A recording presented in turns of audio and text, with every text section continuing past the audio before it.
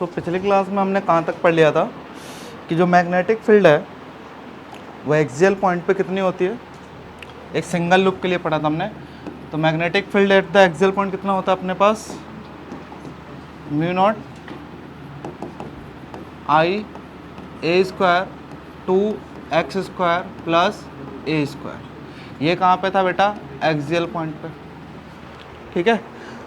और जब हमने सेंटर पे निकाला था लूप के तो वो कितने आया था सेंटर पे, म्यू नॉट आई अपॉन में 2a, जहाँ पे a का मतलब है रेडियस, a का मतलब क्या बता, रेडियस ऑफ लूप, ठीक है। चलो, ये जितनी भी चीज़ें मैंने करी है ये सारी की सारी एक सिंगल लूप के लिए है। किसके लिए लिखा हमने, सिंगल लूप, सिंगल लूप के लिए है ना। यहाँ पे हमने एग्जांपल क्या लिया है, for single loop, for single loop. लेकिन अगर मान लो सिंगल लूप ना हो, सिंगल लूप ना होने का मतलब क्या है, एक से ज़्यादा लूप हो। क्या हो बेटा, एक से ज़्यादा लूप हो। एक से ज़्यादा लूप होने का मतलब क्या है, इसको हम सॉल्व करते हैं for n number of loop, for n loops. किसके लिए बेटा, n लूप्स के लिए करेंगे। अब बताओ जब मैं इसको n लूप्स के करूँगा, एक के लिए इतना है तो n लूप के लिए क्या हो जाएगा, n टाइम्स मल्टीप्लाई हो जाएगा। तो यानी कि यही जब वैल्यू मैं लिखूंगा n लूप्स के लिए तो वो कितना हो जाएगा अपने पास, वो हो जाएगा बी एक्सियल का फॉर n लूप्स, वो कितना आ जाएगा, म्यू नॉट n आई ए स्क्वायर अपॉन में क्या आ जाएगा 2x² प्लस में a स्क्वायर। और वहीं अगर मैं सेंटर पे लिखूंगा n लूप्स के लिए तो कितना हो जाएगा अपने पास, mu naught N I upon में 2a, ठीक है, mu naught N I upon में 2a। ये समझ में आया क्या, जहाँ n का मतलब क्या होता है बेटा, नंबर ऑफ लूप्स, n का मतलब क्या है, नंबर ऑफ लूप्स। यहाँ तक की बातों को लिख लो, फटाफट लिख लो ये, अगली क्लास के बाद ये लिख लो फॉर n लूप्स के लिए, हैं की पावर 3/2। अच्छा हाँ, यहाँ भी लिखना बोलेगा 3/2 और यहाँ भी पावर 3/2। Very good.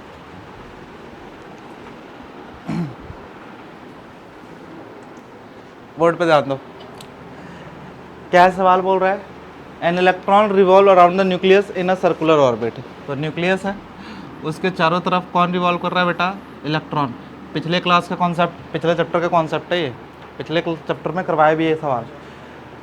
जिसका रेडियस कितना है, इतना दे रखा है रेडियस, इसके रेडियस की वैल्यू कितनी है 5.11 इंटू 10⁻11 मीटर। फुल स्टॉप, इधर देखो, एट अ फ्रिक्वेंसी ऑफ इतना, यानी कितनी फ्रिक्वेंसी से मूव कर रहा है बेटा, 6.8 into 10⁻15 hertz. What is magnetic field the centre. जब भी इस तरीके के सवाल पूछे ना तो सबसे बेसिक कॉन्सेप्ट पे जाया करो। करंट का फॉर्मूला क्या होता है, करंट का फॉर्मूला क्या होता है, Q/T।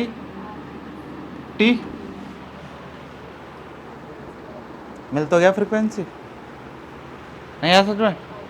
अब Q का काम कौन कर रहा है यहाँ पे, इलेक्ट्रॉन, E अपॉन में क्या आ जाएगा T, और 1 अपॉन में T इक्वल टू होता है बेटा फ्रीक्वेंसी। 1 अपॉन में T क्या होता है बेटा, फ्रीक्वेंसी। यही नहीं पता तुम लोगों को, 1 अपॉन में T क्या होता है आपका, फ्रीक्वेंसी होता है। अब सवाल के अंदर क्या रह गया, करंट की वैल्यू आ गई, तो करंट की वैल्यू निकाल लो, क्या आ जाएगा, E की वैल्यू कितनी दे रखी होती है आपको पता ही है, 1.6 इंटू 10⁻11, और F की वैल्यू कितनी दे रखी है 6.8 इंटू 10⁻15 हर्ट्ज। यहाँ तक की बात क्लियर है। अब इनको सॉल्व कर लो, आपका आंसर आ जाएगा, ठीक है। तो 1.6 इंटू में 6.8, और इधर क्या बच गया आपके पास, सॉरी -90, यहाँ कितना बच जाएगा आपके पास -4। ये करंट की वैल्यू आ गई, ठीक है। मैं आखिरी में सॉल्व करूँगा इसको, क्योंकि कैलकुलेशन कट पड़ जाती है जहाँ तक मुझे लगता है हर जगह, ठीक है। नहीं कटेगा तो सॉल्व कर लेंगे। अब मैग्नेटिक फील्ड पूछ रहा है सेंटर पे, तो मैग्नेटिक फील्ड क्या होता है सेंटर पे, B = mu not I upon में 2a। यही होता है ना सेंटर पे मैग्नेटिक फील्ड। कोई दिक्कत यहाँ तक की बात है मैं। अब म्यू नॉट को क्या लिख सकते हैं अपन, 4π इंटू 10⁻7। कोई दिक्कत यहाँ तक की बात है मैं। आई की वैल्यू क्या दे रखी है अपने पास, आ गई है 1.6 इंटू में 6.8 इंटू में 10⁻4 अपॉन में 2 इंटू ए की वैल्यू कितनी है देखो इधर, 5.11 इंटू 10⁻11। इसको सॉल्व कर लो, आपका डेटा आ जाएगा, आंसर आ जाएगा, कैलकुलेशन, ठीक है। तो इसको सॉल्व करो, 2π, तो 2π पावर को पहले सॉल्व कर लेते हैं। 1.6 इंटू में 6.8 अपॉन में, यहाँ क्या बच जाएगा आपके पास 5.11। 10 की पावर -11 को ऊपर भेज दो, 10 की पावर -11 ऊपर भी है और 10 की पावर +11, ये इसको कैंसिल आउट कर देगा। ये समझ में आया क्या? अब इसको सॉल्व कर सकते हो कैलकुलेशन को, ठीक है। 5.11 इन सबको सॉल्व करो और इनको सॉल्व करने के बाद आपके पास आ रहा आंसर, इसका एग्जैक्ट आंसर आ रहा है 13.4 टेस्ला, 13.4 टेस्ला, ठीक है। क्लियर है क्या? ये समझ में आया सवाल कैसे करना, ठीक है। अगला क्वेश्चन देखो, ठीक है, ये क्वेश्चन, ठीक है ना। नेक्स्ट क्वेश्चन देखो, अगला क्वेश्चन को एक बार ट्राई करो। ये समझ लो, ये जब भी ऐसा हो, जब भी फ्रीक्वेंसी दे रखा हो तो हमेशा यही फॉर्मूला यूज करना है आपको करंट निकालने का, ठीक है। अगले वाले क्वेश्चन में क्या है अपने पास, the magnetic field due to current carrying loop circular loop, उसका रेडियस कितना है, इतना एक लूप है, उसका रेडियस कितना दे रखा है बेटा, ये मान लेते हैं रेडियस को 12 सेंटीमीटर, कितना है बेटा 12 सेंटीमीटर, ठीक है। एट इट सेंटर, उसका सेंटर पर मैग्नेटिक फील्ड कितना है बेटा 0.50 इंटू 10 की power -4 tesla. Find the magnetic field due to this lip at a point on the axis at a distance of 5 centimetre. तो बताओ जब x की वैल्यू कितनी हो जाए 5 सेंटीमीटर, तो उस समय इसका मैग्नेटिक फील्ड कितना होगा, है ना, फ्रॉम द सेंटर। क्लियर है? देखो अब स्टार्ट करते हैं, देखो इसको बेसिक तरीके से ही करेंगे। Magnetic field at the centre कितना होता है, थोड़ी देर पहले हमने पढ़ा था, μ0 I अपॉन में 2a। कोई दिक्कत है यहाँ तक की बातों में? क्लियर है? करंट की वैल्यू निकालो मत, फिर भी निकल जाएगा। Magnetic field at the axial point कितना होता है बताना एक बार, μ0 I a² अपॉन में 2x² प्लस a² की पावर 3/2।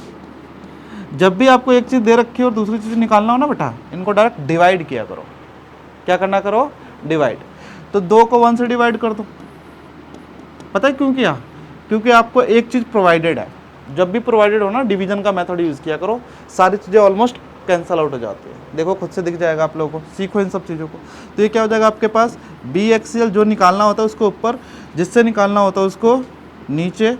और बी एक्सियल की वैल्यू कितनी है देखो इधर, μ0 I a² अपॉन में 2x² प्लस a² की पावर 3/2 अपॉन में μ0 क्या I अपॉन में 2a। अब इनको सॉल्व करते हैं। जब सॉल्व करोगे तो μ0 से μ0 खत्म, I से I कैंसिल, 2 से 2 कैंसिल, a ऊपर जाकर मल्टीप्लाई हो जाएगा, क्या आ जाएगा अपने पास a³ अपॉन में कितना आ जाएगा आपके पास x² प्लस a² की पावर 3/2। नहीं आया समझ में? क्लियर है? डायरेक्ट आंसर मिल गया आपको। तो बी एक्सियल निकालोगे तो कितना आ जाएगा बताओ, बी एक्सियल जब निकालोगे अपॉन में बी सेंटर पे का रेशो कितना है आपके पास ए की वैल्यू कितनी है बताओ, ए की वैल्यू दे रखी है 12 है, यानी कितना दे रखा है 12 इंटू में 10 की पावर क्या का, ये समझ में आया क्या? अब इसको नीचे को सॉल्व करते हैं, इसकी वैल्यू कितनी है 5 इंटू में 10 की पावर -2 का होल स्क्वायर प्लस में 12 इंटू 10 की पावर -4 2 का होल स्क्वायर की पावर 3/2। ठीक है, अब इसको सॉल्व करते हैं तो कितना आ जाएगा, ऊपर को इसको ऐसे ही रखते हैं, कट पिटना होगा तो कट भी पिटेगा, नीचे को देखते हैं तो ये कितना आ जाएगा आपके पास 25 इंटू 10 की पावर -4 और ये क्या आ जाएगा 144 इंटू 10 की पावर -4 की पावर 3/2। ये समझ में आया क्या? अब सॉल्व करते हैं इसको, ऊपर वाले को वैसे रखते हैं 12 इंटू 10 की पावर -2 का होल स्क्वायर क्यूब डिवाइड में नीचे क्या आ जाएगा देखो एक बार 12 प्लस 144 कितना आ जाएगा 169 इंटू में 10 की पावर -4 हो तो गया, ये भी ख़त्म हो गया यार, सब कुछ ख़त्म हो गया, 12/13 आ गया आंसर। देखो ये क्लियर हुआ क्या? अब इसी को स्क्वायर की फॉर्म में लगाओ ना, तो ये क्या आ जाएगा आपका 12 इंटू में 10 की पावर माइनस 2 का क्यूब। यहाँ पे देखो नीचे क्या बन रहा है, 13 इंटू में 10 की पावर माइनस 2 का होल स्क्वायर की पावर 3/2। दिख गया? नहीं दिखा? ठीक है, क्योंकि इसको दोबारा सॉल्व करोगे तो यही मिल जाएगा आपको। ठीक है, अब तुम्हें पता है स्क्वायर से, समझ में आया क्या? देखो सवाल खत्म हो गया। फिर तो अब क्या बच गया, 12 इंटू 10 की पावर माइनस 2 का क्यूब अपॉन में 13 इंटू में 10 की पावर माइनस 2 का, यानी आंसर क्या आ जाएगा आपके पास, 12 का क्यूब अपॉन में 13 का क्यूब। यही आंसर है आपका। कट जाएगा ना, 10 की पावर माइनस 6, 10 की पावर माइनस 6, तो ऊपर नीचे कैंसिल आउट हो जाएगा। 12 का क्यूब कितना होता है बताओ? 144 को 12 से डिवाइड कर मल्टीप्लाई करो दोबारा, आ जाएगा आंसर। ठीक है, तो ओवरऑल इसका जो आंसर आएगा, रुक जाओ अभी तो रेशियो निकल के आ गया इनका आंसर भी तो निकालना है। तो क्या आ जाएगा? अच्छा, मैग्नेटिक फील्ड दे भी रखा है ना एक, हाँ सेंटर पे दे भी रखा है। ठीक है, तो अपने पास ये भी है, तो बी एक्सियल अपॉन में बी सेंटर की वैल्यू इसके इक्वल आ गई। ठीक है, अब इसको सॉल्व करें तो 12 का स्क्वायर देखो ना कैलकुलेट करके कितना आ रहा है, 144 इंटू में 12, 169 इंटू में 13।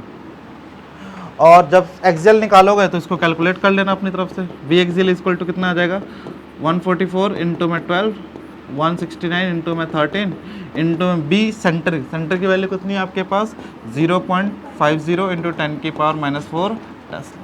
ठीक है, ये पूरा कैलकुलेट कर लोगे तो आपके पास आंसर आ जाएगा। समझ में आया क्या? कैलकुलेशन तो खुद से कर सकते हो। जब भी कोई दे रखा हो तो मैंने बोला तो है उसका यूज़ कर। चलो अब आते हैं भाई, यहाँ पे दो केसेस आते हैं। देखो भाई दूसरा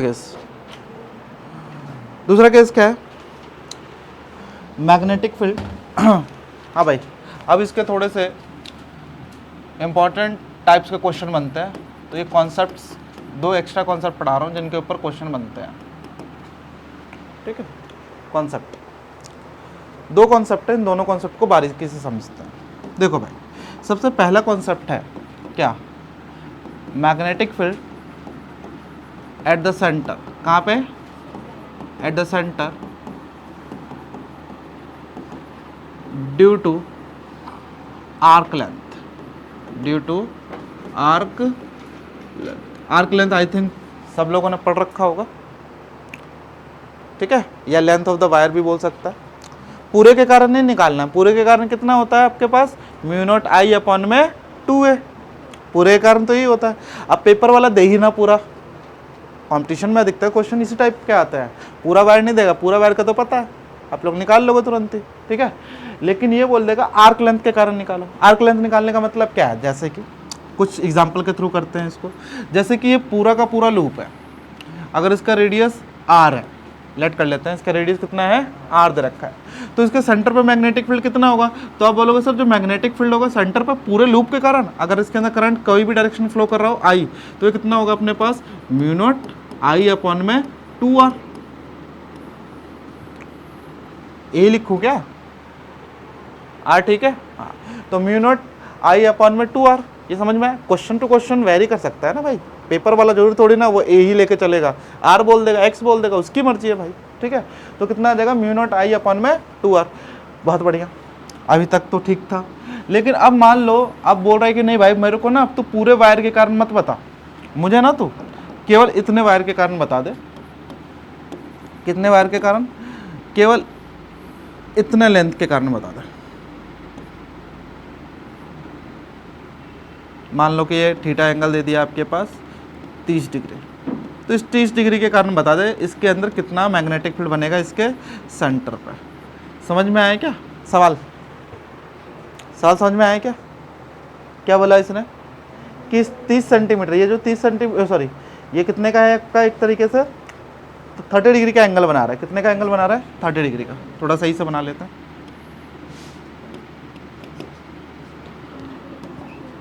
देखो इधर बड़ा आसान है करना वैसे तो।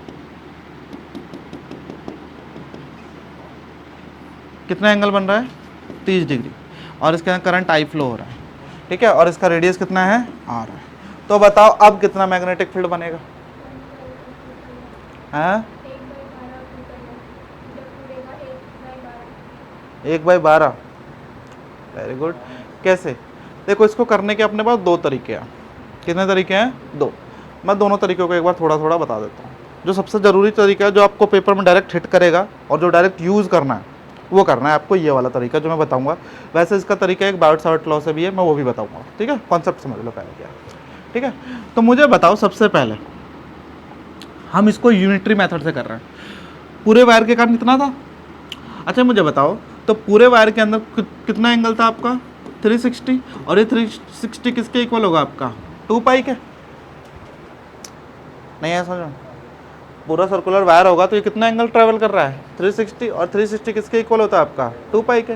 यानी कि यहाँ से अगर मैं बात निकालूँ तो यहाँ पे वैल्यू कितनी आ जाएगी? पाई इक्वल टू कितना आ जाएगा आपके पास? 180। पाई इक्वल टू कितना आ जाएगा आपके पास? 180। ठीक है, अब ये बोल रहा है 30 डिग्री, तो 30 डिग्री का मतलब क्या है? या फिर थीटा एंगल बोल रहा है। ठीक है, कितना बोल रहा है? थीटा एंगल बोल रहा है। तो जैसे आप थीटा एंगल निकालोगे ना, तो इसको निकालने का एक तरीका है, बड़े ध्यान समझना। जैसे इसको करोगे ना थीटा एंगल के लिए, तो थीटा एंगल को निकालने के लिए, या फिर आप ये बोल सकते हो, इतना कैलकुलेशन करने का बेकार कोई फ़ायदा नहीं है, आप सिंपल एक करो। 360 इक्वल टू किसके इक्वल है आपके पास? 2 पाई के। ठीक है, 360 इक्वल टू 2 पाई। इसी को आप थीटा मान लो। क्या मान लो आप? थीटा मान लो। ठीक है, इसको मान लो थीटा, थीटा यूनिट। ये क्या आपके पास? Theta unit. तो पूरे के अंदर ये है। ठीक है, तो थीटा यूनिट के अंदर कितना होगा? थीटा इक्वल टू 2 पाई मैंने पूरा मान लिया है, तो थीटा यूनिट के अंदर कितना होगा? थीटा यूनिट के अंदर इतना होगा 1 अपॉन में, या फिर थीटा अपॉन में कितना? 2 पाई। देखो एक सिंपल तरीका बता रहा हूँ, ट्रिकी मान लो, जितना एंगल होगा उतना थीटा को 2 पाई से डिवाइड कर देना, इतने के कारण मैग्नेटिक फील्ड बनेगी। क्या बोला मैंने? दोबारा बता रहा हूँ, पूरे के कारण इतना है 360 के कारण, तो थीटा एंगल के कारण कितना होगा? थीटा अपन में 2 पाई होगा। थीटा अपन में कितना हो जाएगा बेटा? 2 पाई। ठीक है, एक यूनिट की वैल्यू निकाल लिया मैंने। थीटा यूनिट की वैल्यू किसके इक्वल है? 2 पाई के इक्वल है। तो अगर एक यूनिट की वैल्यू निकालूंगा ना, तो वो किसके इक्वल हो जाएगा आपके पास? थीटा अपन में 2 पाई। ठीक है, और याद रखना, ये जो थीटा आप लोगे, ये थीटा हमेशा, थीटा मस्ट बी इन क्या, किस में होना चाहिए? रेडियन। ये ट्रिकी है, समझ लो एक तरीके से। इसका जो लॉन्ग मेथड है वो बता देता हूँ। ठीक है, ये ट्रिक है क्या, कि जितने यूनिट से आपको निकालना है या जितना आपको थीटा निकालना है, उसके लिए क्या कर दो? बस थीटा अपन में 2 पाई। कहने का मतलब है, ये जो आंसर था आपका, इसी को अगर मैं सॉल्व करूँ तो कितना आ जाएगा आपके पास? μ0I अपॉन में कितना आ जाएगा? 2 इंटू आर। और अगर थीटा एंगल के लिए बोलूँगा तो कितना आ जाएगा? थीटा अपन में 2 पाई। थीटा अपन में 2 पाई। और थीटा किस में होना चाहिए आपके पास? रेडियन। ठीक है, आप बोलोगे सर इसका कोई दूसरा मेथड भी है? बिल्कुल मेथड है, आ जाओ समझता। दूसरा मेथड है। ठीक है, ये समझ में पहले, इसी का एक्सप्लेनेशन मैं अब दे रहा हूँ एक दूसरे मेथड से। और ये क्या आपके पास? Biot Savart's law. Biot Savart's law. तो इसके अकॉर्डिंग मैग्नेटिक फील्ड क्या होता है? μ0 अपॉन में 4 पाई आई। इसको करंट एलिमेंट मान लो, तो क्या बन जाएगा? ये आइडियल। ठीक है, क्या बन जाएगा? ये आइडियल। और ये मान के चलेंगे कि मैग्नेटिक फील्ड और करंट जो होंगे वो एक दूसरे के परपेंडिकुलर होंगे, तो आइडियल अपन में क्या आ जाएगा? ये अपने पास r²। लेकिन यहाँ पे जो dl है ना, अब इसको dl को सॉल्व करना है। यहाँ से l की वैल्यू निकालो, निकाल सकते हैं यहाँ से l की वैल्यू। कैसे निकल जाएगी? इसका लेंथ निकाल लोगे, ये बेफालतू का पढ़ा रहा हूँ, इसका कोई यूज़ नहीं है। इसका लेंथ निकाल लोगे, कैसे निकाल लोगे? थीटा इक्वल टू क्या होता है? r का अपन में, खत्म हो गया सवाल, r का अपन में रेडियस। तो यहाँ से अगर आर्क लेंथ की वैल्यू निकालोगे, आर्क लेंथ का मतलब क्या है? l की वैल्यू निकालोगे, तो ये l की वैल्यू किसके इक्वल होगी बताना? इस l की वैल्यू किसके इक्वल होगी? थीटा इंटू में r। ठीक है, π/2। हाँ, रेडियन में करोगे तो वो आ जाएगा। ठीक है, इतना कंफ्यूज मत हो, अब डायरेक्ट ये फार्मूला यूज़ करो। ये ज़्यादा फार्मूला ज़्यादा अच्छा है, इसको मैं हटा ही रहा हूँ। आप लोग डायरेक्ट इस फार्मूले का यूज़ करो। फार्मूले का यूज़ क्या है कि जितने एंगल का पूछेगा आप डायरेक्ट उससे क्या कर देना है, थीटा अपॉन में 2 पाई की वैल्यू निकाल दो, उससे मल्टीप्लाई कर दो, आ जाएगा आपका आंसर। ठीक है, अब जैसे कि मैं इसी का पूछ रहा हूँ, इसका मैग्नेटिक फील्ड क्या होगा, इसके कारण इतने लूप के कारण मैग्नेटिक फील्ड क्या होगा, तो कैसे निकालोगे, देखो इतने लूप के कारण। तो जब आप निकालोगे, इसी सवाल को कर रहे हैं, इसे करने का तरीका क्या है, हाँ जो तुम लोगों ने इसने बोला था वही है। ठीक है, ठीक है, तो कितना होगा अपने पास जब इसको सॉल्व करेंगे, तो देखो, तो बी सेंटर की वैल्यू कितनी होगी, म्यू नॉट आई अपॉन में कितना है बेटा 2 इंटू आर। अब थीटा कितना है यहाँ पे 30 डिग्री, 30 डिग्री को रेडियन में कन्वर्ट करेंगे तो कितना आ जाएगा, पाई बाई अपॉन में, पाई से पाई खत्म, यानी कितना आ जाएगा 1 अपॉन में 12, यानी म्यू नॉट आई अपॉन में कितना आ जाएगा 2r इंटू में 1/12। और इसको सॉल्व करो कितना आ जाएगा आपके पास, म्यू नॉट आई अपॉन में 24r, ये आपके पास आंसर आ जाएगा। ठीक है, एक सवाल तो ये हो गया, यहाँ तक की बातें क्लियर हो गई, ये क्लियर है कैसे करना है इन तरीके के सवालों को, इस तरीके से निपटाना है। ठीक है, अब एक क्वेश्चन जो है आपके पेपर में 2023 के नीट में पूछा है, क्या है पूछा है क्वेश्चन, बड़े ध्यान से देखो, एग्जाम्पल है के थ्रू ही करवा देता हूँ।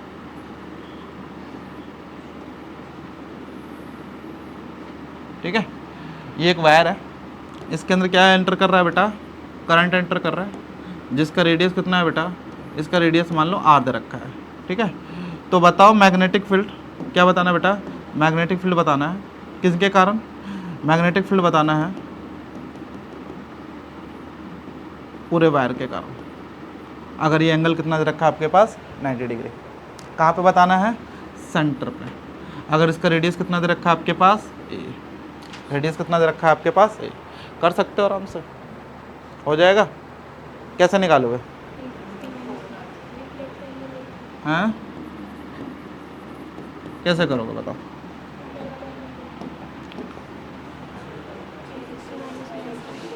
सवाल समझ में आया क्या है।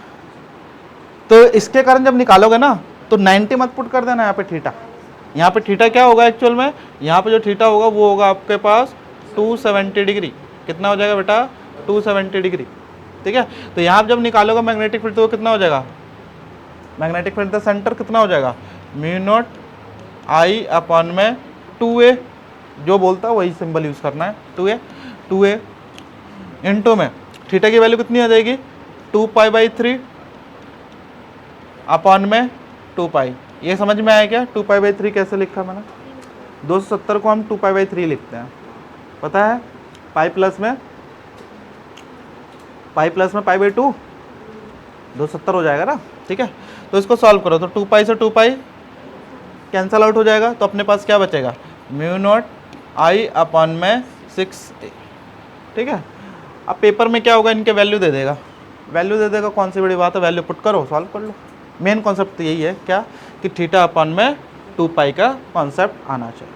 ठीक है, लिख लो इसको फटाफट, जल्दी लिखो। अब एक क्वेश्चन यहाँ से और बनता है, लिखो एक और क्वेश्चन है, इम्पोर्टेंट क्वेश्चन है। देखो ये सारे पेपर में आए हुए तुम्हारे क्वेश्चन है जितने करवा रहा हूँ, बोर्ड पे ध्यान दो। देखो एक लूप दे रखा है,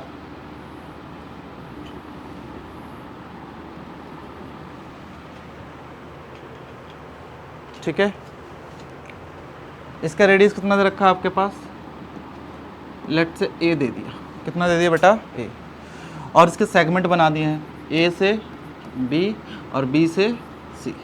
ठीक है, या फिर a b c की जगह p q r l c लिख लेते हैं, p q r, और ये क्या हो जाएगा आपका s।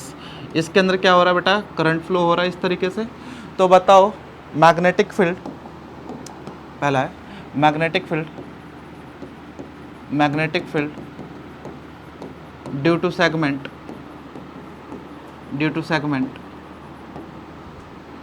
Eight the centre, segment का मतलब क्या है, पहला सेगमेंट है आपके पास पी क्यू, दूसरा सेगमेंट क्या है आपके पास क्यू आर, और तीसरा सेगमेंट क्या है, जो भी पी क्यू होगा वही आपका एस आर भी होगा। ठीक है, पी क्यू और एस आर। ठीक है, तो बताओ ये समझ में आया क्या, इसके कारण बताओ मैग्नेटिक फील्ड कितना बनेगा सेंटर पे, इसके कारण बताओ मैग्नेटिक फील्ड कितना बनेगा, और फिर इसके कारण तो जनरली पहला और दूसरा ही करना है आप लोगों को, ठीक है।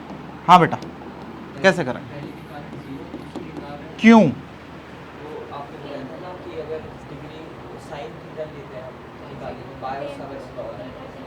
चल, तो इसको हम करते हैं भाई बायट-सावर्ट्स लॉ। किसके द्वारा? बायट-सावर्ट्स लॉ। देखो इधर, इसको बायट-सावर्ट्स लॉ कैसे सिंपली निपटाएगा। तो क्या बोलेगा, देखो बायट-सावर्ट्स लॉ क्या होता है, ये लूप है, इसका जो लेंथ एलिमेंट होगा dl वो यहीं पे ही होगा, और इसका जो पोजीशन वेक्टर होगा वो कौन सा होगा, ये होगा। These are the position vector. अच्छा बताओ, position vector dl and r के बीच में एंगल कितना है, एंगल कितना है, ये समझ में आ रहा है? इनके बीच में एंगल कितना बन गया बेटा, 0 डिग्री। अब 0 डिग्री बन जाएगा तो अपने पास मैग्नेटिक फील्ड क्या होगा, छोटू सा, सेंटर पे जब निकालेंगे तो म्यू नॉट अपॉन में 4 pi I D L sine 0 upon में आर स्क्वायर, यानी इसकी वैल्यू कितनी आने वाली है आपके पास, डी बी। यानी पहले वाले सेगमेंट के कारण जो मैग्नेटिक फील्ड बनेगा, फर्स्ट सेगमेंट के कारण जो मैग्नेटिक फील्ड बनेगा उसकी वैल्यू कितनी आने वाली है आपके पास, 0, ठीक है, कितनी आने वाली है, 0। लेकिन दूसरे के कारण तो होगी, दूसरे के कारण क्या इसको आप बायट-सावर्ट्स लॉ से कर सकते हो? वो तो मैंने ट्रिक बता दी, आप लोग कर लोगे तुरंत ही। क्या बायट-सावर्ट्स लॉ से हो सकता है? बिल्कुल हो सकता है। निकालने के बाद बायट-सावर्ट्स लॉ से ट्राई करते हैं, बायट-सावर्ट्स लॉ से भी, क्योंकि पेपर में पूछ सकता है यूजिंग बायट-सावर्ट्स लॉ। अगर बोलेगा बायट-सावर्ट्स लॉ को यूज़ करना तो आपको यूज़ करना पड़ेगा भाई, ठीक है। तो जब यहाँ पे बात करेंगे तो यहाँ से पोजीशन वेक्टर लेंगे, और ये पोजीशन वेक्टर क्या बनाएगा यहाँ पे, 90 डिग्री, ठीक है। ये पोजीशन वेक्टर क्या बनाएगा यहाँ पे, 90 डिग्री। इन दोनों के बीच में एंगल कितना बनेगा, बस सवाल खत्म हो गया। ये क्या हो गया, देखो इधर, तो डी बी की वैल्यू कितनी आएगी, म्यू नॉट अपॉन में 4 pi I D L sine 90 upon में आर स्क्वायर। आई होप आप लोग कर सकते हो इसको, देखो कैसे, ठीक है, इंटीग्रेशन में। तो b की वैल्यू कितनी आ जाएगी यहाँ से, म्यू नॉट अपॉन में 4 पाई आई अपॉन में आर स्क्वायर, और dl का इंटीग्रेशन करते हैं। तो dl का इंटीग्रेशन क्या होगा, जब आप करोगे तो बता दो, खुद ही दिख रहा होगा, क्या आ रहा है, पाई आर हो जाएगा, ठीक है, पाई आर हो जाएगा, क्योंकि जो रेडियस होगा वही तो ये होगा पूरा का पूरा, ठीक है। तो इसको आर ही मान लेते हैं, ज़्यादा अच्छा रहेगा, ठीक है, आर ही मान लेते हैं इसको, आर, ठीक है। तो आर से आर देखो कैंसल आउट, पाई से पाई कैंसल आउट, क्या बच गया देखो एक बार, म्यू नॉट आई अपॉन में 4 आर। आई थिंक उस वाले मेथड से भी करते तो करके देख लो, ट्रिक वाले मेथड से भी यही आ रहा, म्यू नॉट आई अपॉन में 4 आर। समझ में आया क्या? तो इस तरीके के सवाल भी बहुत ही ज़्यादा पूछते हैं, ठीक है। लिख लो इसको फटाफट, जल्दी लिखो। दूसरा टॉपिक और मोस्ट फेवरेट टॉपिक, देखो भाई फेवरेट टॉपिक है भाई ये, दूसरा केस, इंपॉर्टेंट केस के अंदर क्या है, cases of concentric coils, cases of concentric coils, ये पेपर में बहुत पूछता है, ठीक है। यानी दो कॉइल्स को एक दूसरे के पास रखा हुआ है, तो बताओ उनके कारण उसके सेंटर पे मैग्नेटिक फील्ड कितना होगा। इधर देख ले भाई, देख लो इधर, ठीक है, समझ लेना इसको, मैं एक साथ ही तीनों चीज़ों को करवा रहा हूँ, ठीक है। या फिर केसेस ऑफ 2 कॉइल्स लिख लो, 2 कॉइल्स, या फिर कॉन्सेंट्रिक कॉइल, जो मर्जी लिखना है लिखो, ठीक है, ठीक है।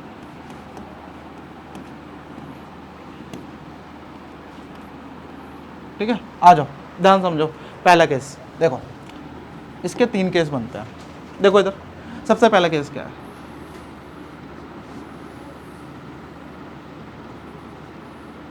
इसका रेडियस कितना है R1, इसका रेडियस कितना है बेटा, सीरीज देखियो, कोई आया क्या, आवाज़ आ रही है, R1 और दूसरे का रेडियस कितना है बेटा R2। दूसरा केस क्या है, यहाँ भी रेडियस कितना है R1, कैपिटल में लेकर चल रहे हैं, यहाँ भी रेडियस कितना है बेटा R1, और यहाँ भी रेडियस कितना है बेटा R2। और तीसरा केस तो फेवरेट है,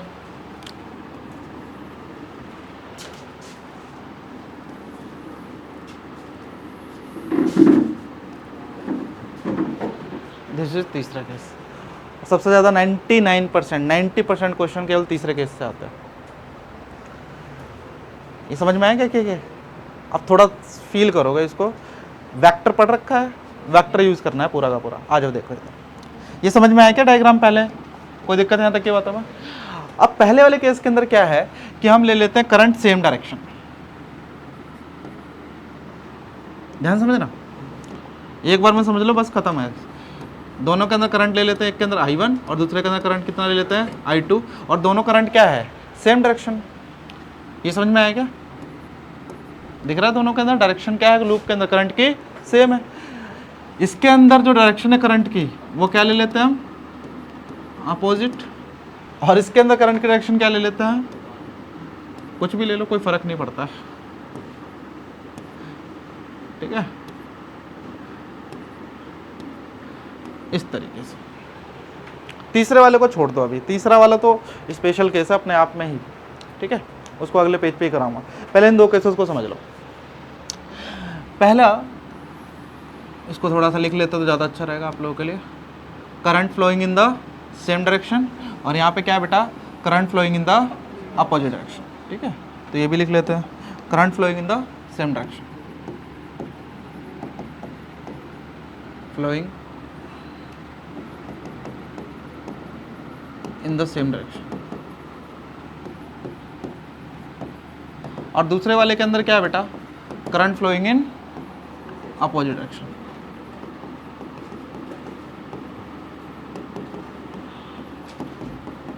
अपोजिट डायरेक्शंस। देखो दोनों केस की खासियत को समझो। पूरा चैप्टर मैंने किसके ऊपर बताया था? ये किस एक ही चीज के ऊपर टिका हुआ, और वो क्या है? डायरेक्शंस। किसके ऊपर टिका हुआ? पूरा डायरेक्शन के ऊपर। अब हम डायरेक्शन की बात करते हैं। आ जाओ, सबसे पहले कहाँ पे निकालना है ये तो पता है ना? हमें क्या निकालना है? सेंटर पे। हमें कहाँ निकालना है बेटा? सेंटर पे। हमें कहाँ निकालना है बेटा? सेंटर पे। कोई दिक्कत यहाँ तक क्या बताऊँ? आ जाओ सबसे पहले तो सेंटर पे मैग्नेटिक फील्ड देखो सबके कारण, सबके कारण। तो पहले वाले के कारण देखते हैं, पहले वाले के कारण तो मैग्नेटिक करंट। तो मैग्नेटिक फील्ड देखोगे तो किधर को आ रहा है? बाहर की तरफ।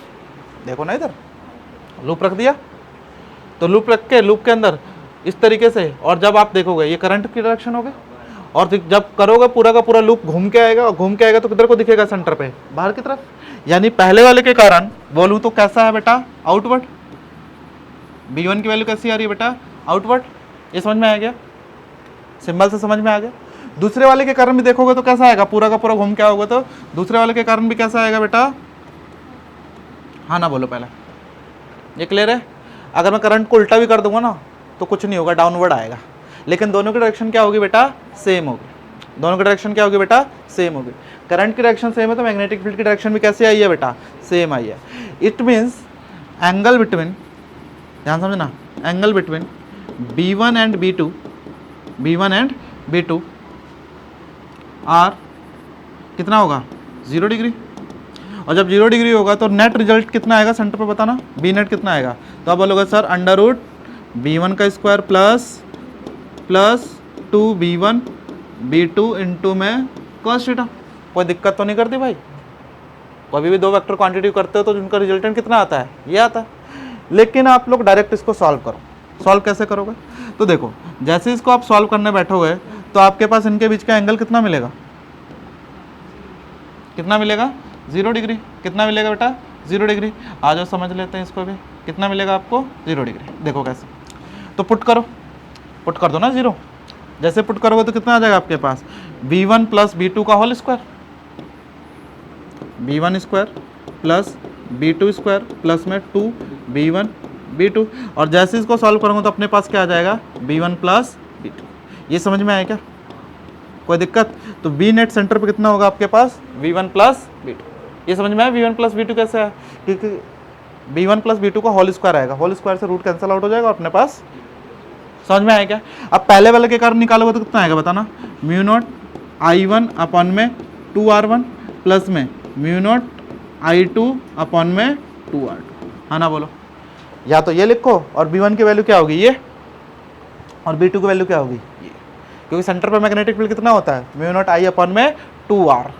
तो म्यू नॉट यहाँ पे करंट की वैल्यू क्या है? I1, और रेडियस की वैल्यू कितनी है बेटा? R1, इसलिए लिख दिया। क्लियर है क्या? कोई दिक्कत तो नहीं है यहाँ तक की बात में? ठीक है, तो ये अपने पास आंसर आ गया, कोई दिक्कत है यहाँ तक की बात में? अब आता है दूसरे केस पर, आ जाओ देखो दूसरे वाले केस। पहले वाले के कारण निकालोगे तो पहले वाले के कारण मैग्नेटिक फील्ड कितना किधर को आएगी बेटा? B1 बाहर को आएगा, समझ में आएगा? B1 किधर को आएगा, समझ में आ रहा है? करंट मैग्नेटिक फील्ड देखोगे सेंटर पे तो किधर को आएगा? बाहर की तरफ। लेकिन दूसरे वाले को कारण देखो, करंट इधर को है तो मैग्नेटिक फील्ड किधर को जा रही है? अंदर की तरफ, यानी कि B2 की वैल्यू किधर को है? ये समझ में आया क्या? कोई दिक्कत तो नहीं है? तो दोनों के बीच में एक है अंदर, एक है बाहर, तो दोनों के बीच में एंगल कितना है? पहले वाले के कारण देखो तो करंट सेंटर पर मैग्नेटिक फील्ड देखोगे तो क्या होगा? पूरा घूम के आएगा, जब घूम के आएगा तो किधर को दिखाई देगा? ये बाहर को निकलता हुआ। अब दूसरे वाले का देखो, करंट किधर को जा रहा है? उल्टे डायरेक्शन में, नीचे को जा रहा है। और जब मैं सेंटर पे निकालूंगा तो क्या करूंगा? मैं जैसे ही कर्ल करूंगा तो किधर को जाएगा? नीचे की तरफ। तो B2 की वैल्यू कैसी होगी बेटा? अंदर की तरफ। यानी कि अगर मैं यहाँ पे बात करूंगा तो इनके बीच में एंगल कितना बन रहा है बताना? Angle, the angle between B1 and B2, ये कितना है? नहीं है समझ में? कोई दिक्कत क्या? अरे भाई इनके बीच का एंगल समझ में आया कितना बना? 180 कैसे बना ये समझ में आया? क्योंकि दोनों की डायरेक्शन कैसी है? उल्टी है, और जब उल्टी होगी तो एंगल यही बनेगा ना भाई। समझ में आया क्या? कोई दिक्कत? अब तुम लोग को पता है cos 180, तो पुट करोगे क्या आएगा आपके पास? B1 का स्क्वायर प्लस B2 का square plus 2B1 B2 cos 180, और cos 180 होता है बेटा -1। क्या होता है बेटा? तो प्लस माइनस यहाँ पे क्या बन जाएगा आपका? माइनस बन जाएगा। देख लो इधर, चलो यार तुम लोग के लिए कर लेते हैं। अब इसको करेंगे तो क्या आएगा अपने पास? B1 का स्क्वायर प्लस B2 का स्क्वायर माइनस 2B1 B2। बस सवाल हो गया भाई। क्या आ जाएगा बताना सेंटर पे नेट? तो आप बोलोगे सर B1 माइनस B2। ये समझ में आया क्या? B1 माइनस B2 समझ में आया क्या? B1 माइनस B2 का होल स्क्वायर से रूट खत्म, तो क्या आ जाएगा अपने पास? B1 minus B2। अब B1 की वैल्यू बताना कितनी होगी बेटा? म्यू नॉट I1 अपॉन में 2R1, और इसकी वैल्यू बताना कितना होगा? म्यू नॉट I2 अपॉन में 2R2। बहुत बढ़िया, क्लियर है क्या? दो केस में कोई दिक्कत? अब आते हैं भाई तीसरे केस पे, ठीक है? तो तीसरे केस को हम अगले पेज पे बना रहे हैं, इसको डिटेल से थोड़ा समझना है। और ये दो केस समझ में आ गया क्या? अब तीसरा केस देखो क्या है। तीसरा केस मोस्ट इम्पॉर्टेंट है, तीसरा केस, ठीक है? क्या है देखो, इधर एक लूप इस तरीके का दिया हुआ है और एक लूप इस तरीके का दिया हुआ है, ठीक है? ये दो लूप दे दिया आपको, ठीक है? अब बताना आपको मैग्नेटिक फील्ड कितना होगा इनके कारण। कहाँ पे? कहाँ पे? सेंटर पे। कहाँ पे बेटा? सेंटर पे, ठीक है? तो कैसे निकालेंगे भाई? इसको भी निकालने का तरीका सेम है। अब देखो इनके अंदर करंट की डायरेक्शन कैसे दे रखी है? एक के अंदर करंट की डायरेक्शन इस तरीके की है और एक के अंदर करंट की डायरेक्शन इस तरीके की है,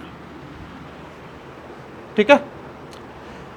तो हम इसको P मान लेते हैं, इसको Q मान लेते हैं, कोई दिक्कत? एक को P मान लिया, दूसरे को Q मान लिया, P लूप Q लूप। अब सेंटर पे मैग्नेटिक फील्ड निकालते हैं, इसको थोड़ा सा फील करना है। तो जैसे आप सेंटर पे निकालोगे मैग्नेटिक फील्ड तो देखना क्या होगा? करंट मैग्नेटिक फील्ड किधर को आएगा? आउटवर्ड। तो इसको आउटवर्ड तो बना नहीं सकते आप लोग, ऐसे बाहर तो दिखा नहीं सकते ना। इसको हम क्या करते हैं? इसको हम इस तरीके से बनाते हैं, जैसा आएगा ना सेंटर पे तो इधर की तरफ आ रहा है तो इधर की तरफ बना देते हैं इसको। किधर की तरफ बना देते हैं? इधर की तरफ। ये किसके कारण है? Magnetic field due to Q। ये समझ में आया क्या? आ तो रहा है बाहर की तरफ ही, लेकिन मैं उधर को बना नहीं सकता बाहर, इसलिए मैंने क्या कर दिया? उसको साइड में टाइल दिया। तो ये क्या हो गया? BQ। अब आते P के कारण। तो P के कारण देखो कैसा आ रहा है? सेम टू सेम P के कारण भी आ रहा है। वो देखो इधर करंट कैसे बन रहा है, इस तरीके से जा रहा है ना। तो सेम टू सेम करंट जा रहा है, ये रहा ना करंट इस तरीके से जा रहा है।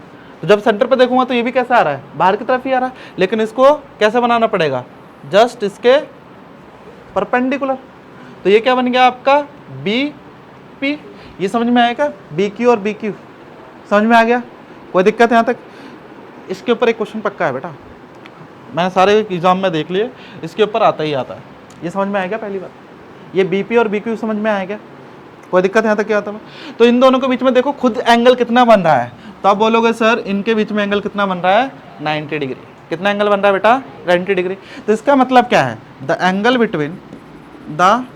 बिटवीन किनके बीच में, BP एंड BQ आर कितना, 90 डिग्री। इसका मतलब क्या है, दोनों के दोनों एक दूसरे के परपेंडिकुलर है, दोनों के दोनों क्या एक दूसरे के परपेंडिकुलर है। कोई दिक्कत है यहाँ तक की बातों में? चलो तो नेट मैग्नेटिक फील्ड निकालते हैं सेंटर पे। तो बी नेट की वैल्यू निकालो, कितना आएगी, √B1 का स्क्वायर प्लस B2 का स्क्वायर, ठीक है। अभी बात कर लेंगे, प्लस में 2B1 plus B2 cos, direct put कर रहा हूँ मैं कॉस में, ठीक है। तो यहाँ पे पहले वाला वेक्टर को क्या नाम दे दिया हमने, P, दूसरे वाले का नाम दे दिया हमने Q। तो ये क्या हो जाएगा, 2BP 2QK। ये समझ में आया क्या, कोई दिक्कत तो नहीं है? बस सवाल निकालो आप, कितना आ जाएगा। तो आप बोलोगे सर अंडर रूट में इसका जो आंसर आएगा अपने पास वो क्या आएगा, BP का स्क्वायर प्लस में BQ का स्क्वायर। बहुत बढ़िया बात, BP का स्क्वायर प्लस में BQ का स्क्वायर। तो ये भैया बी नेट कहाँ मिल गया अपने को, सेंटर पे। जो भी इनकी वैल्यू होगी, जो भी करंट होगा वो वैल्यू हम पुट करेंगे, आंसर आ जाएगा। क्लियर है क्या? अब यहाँ पे एक और चीज पूछता है और वो है डायरेक्शन, ये जरूरी है। डायरेक्शन ऑफ रिजल्टेंट पता है ना, बी नेट के वही हम क्या बोलते हैं बेटा, रिजल्टेंट बोलते हैं, पता है। जो टोटल मैग्नेटिक फील्ड होता है उसे क्या बोलते हैं हम, रिजल्टेंट। तो direction of resultant with respect to vector BQ, हमेशा याद रखना हॉरिजॉन्टल वाले के साथ कभी भी एंगल निकालना हो ना बेटा, तो किसके साथ निकालना होता है, हॉरिजॉन्टल वाले के साथ। किसके साथ निकालना है, हॉरिजॉन्टल, हमेशा। अगर याद होगा तुम लोगों को, पैरेललोग्राम याद आ रहा है, ये वेक्टर A, ये वेक्टर B, तो जो भी एंगल अपने निकाला था किसके साथ निकाला था, हॉरिजॉन्टल के साथ, ठीक है। तो ज़्यादा आसान पड़ता है, ठीक है। तो लेट से हम मान लेते हैं कि इसका जो रिजल्टेंट आएगा, दो वेक्टरों का रिजल्टेंट उनके बीच में ही आएगा, दो वेक्टरों का रिजल्टेंट कहाँ आएगा, उनके बीच में। तो that is the direction of what, B net. तो हमेशा याद रखना direction of resultant magnetic field, किसका, direction of resultant magnetic field. ये भी कई बच्चे कंफ्यूज हो जाएंगे, सर रिजल्टेंट क्या है, तो रिजल्टेंट क्या, magnetic field, direction of resultant magnetic field, resultant magnetic field, ठीक है, magnetic field with respect to vector BQ, ठीक है। तो हमेशा याद रखना जब भी डायरेक्शन की बात करें ना बेटा, तो हमेशा किसके रिस्पेक्ट में निकाला जाता है, बेस वाले के साथ। किसके साथ, बेस वाले के साथ। बेस का मतलब हॉरिजॉन्टल की बात कर रहा हूँ, ठीक है, हमेशा हॉरिजॉन्टल के साथ, ठीक है। तो मान लेते हैं कि इनके बीच में जो एंगल बना है वो एंगल कितना बना है, रिजल्टेंट का एंगल कितना बनता है, लेट कर लेते हैं। इनके बीच में जो एंगल बना है उसे हम मान लेते हैं अल्फा। क्या एंगल मान लेते हैं बेटा, अल्फा। तो भैया tan अल्फा की वैल्यू निकालो। तो tan अल्फा की वैल्यू क्या आएगी, तो आप बोलोगे सर tan अल्फा का मतलब क्या है। अगर याद होगा तो तुम लोगों को b sin theta plus a plus b cos theta.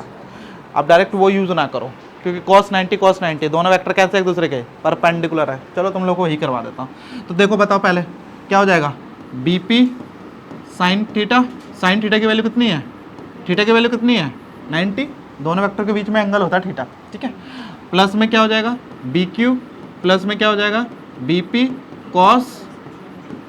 अब सॉल्व करोगे तो आपके पास आ जाएगा, डायरेक्ट आता है BP अपॉन में परपेंडिकुलर अपॉन में tan थीटा ही होता है ना, परपेंडिकुलर अपॉन में बेस। तो डायरेक्ट यूज कर सकते हो, इतना करने की जरूरत तो नहीं है। आप डायरेक्ट फॉर्मूला यूज करोगे क्या, tan अल्फा का यूज करोगे क्या, परपेंडिकुलर अपॉन में base, that is BP upon में BQ। हाँ ना बोलो, क्लियर है कॉन्सेप्ट। तो ये तीसरा वाला कॉन्सेप्ट कुछ ज्यादा ही जरूरी है बेटा, आर दे रखा है, ठीक है, ऑलरेडी लिख रखा है ना, करके बताओ फटाफट, समझ में आएगा।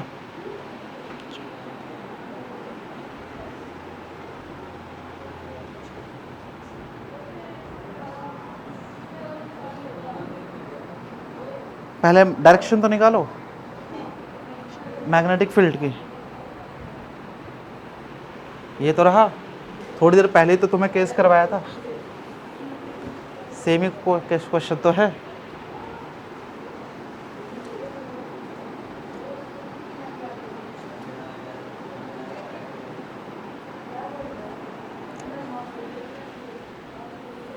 क्वेश्चन है, ठीक है। आ जाओ बोर्ड पे ध्यान दो, 7-8 क्वेश्चन इसी टॉपिक पे है। देखो इधर एक बार बोर्ड पे ध्यान दो भाई, डेटा बदल के अलग अलग चीज़ें हैं। बोर्ड पे ध्यान दो भाई, क्या है चीज़ें। हाँ भाई, तो सबसे पहले बीपी के कारण, बीक्यू के कारण निकालो। ये रहा क्यू है, क्यू के कारण। तो जैसे ही आप करोगे इसका करंट, और जब मैग्नेटिक फील्ड आएगा तो बाहर की तरफ आएगा, और जब बाहर की तरफ आएगा तो आप बाहर बना नहीं सकते, इसलिए हम किधर को बनाते हैं, इधर की तरफ।